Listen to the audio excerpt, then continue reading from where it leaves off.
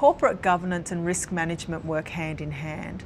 So some of the tips that I'd be looking at is making sure that I understand where the business is heading and what the long-term goals of the business is. So if you intend to have a small business where it's only a one-man advisor, well then obviously you're the responsible manager.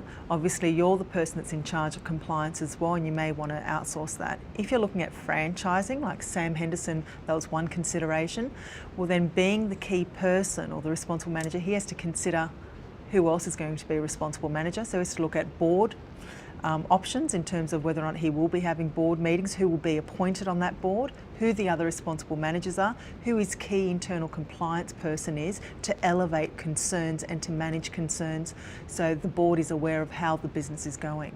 To protect your licence, you need to know what your licence obligations are. That's a starting point. To protect your reputation, that's a different area that we need to look at.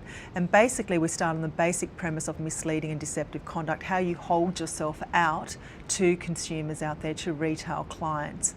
So you need to be aware of all your marketing and promotional material to protect your brand and your reputation. Then you need to look at the advice and the structuring of that advice to make sure that the advice is actually suited to the client from a needs and objectives point of view. And then you also look in terms of the way that you behave and how your business behaves.